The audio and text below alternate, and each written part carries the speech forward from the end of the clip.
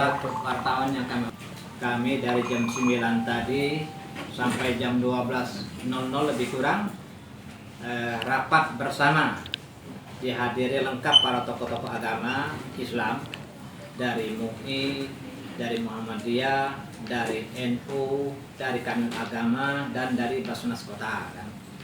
Kami dari Basnas Provinsi menjadi tuan rumah inisiator, ya. Jadi inisiatif karena ini sudah banyak masyarakat yang bertanya-tanya berapa standar zakat fitrah yang akan kita laksanakan bulan Ramadan ini. Kedua, berapa batas membayar fidyah. Itu kan yang berhak membayar fidyah itu siapa? Nah, ini sudah muafakat kami bersama tadi. Alhamdulillah semuanya tidak ada masalah, ada kebersamaan. Jadi ijma hari ini keputusan pertama ya, jangan salah kutip kamu.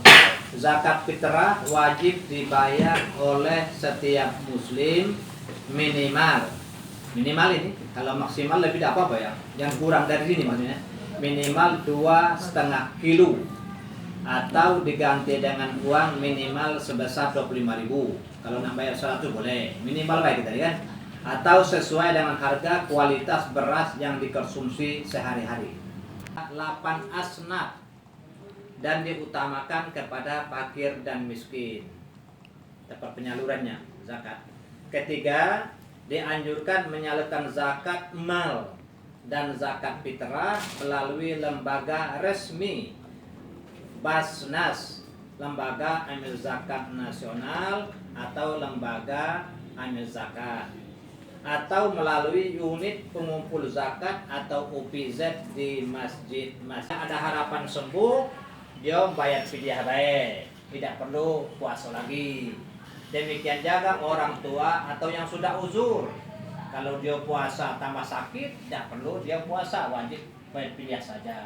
Kalau ibu yang hamil atau yang masih menyusui tadi, ya kan, dia kena dua, satu membayar kodok pada bulan puasa yang setelah puasa ini, tapi jangan sampai puasa akan datang, harus sudah lunas utang itu.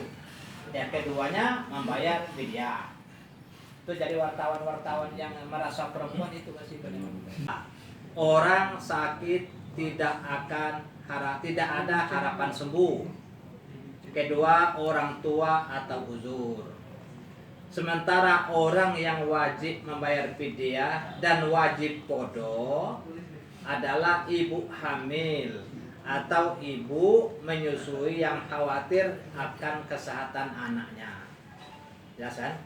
Yang terakhir, kelima, standar fidyah minimal memberi makan fakir miskin sebanyak 3 kali sehari, sebanyak hari yang ditinggalkan dengan harga yang dikonsumsi oleh yang bersangkutan sehari-hari.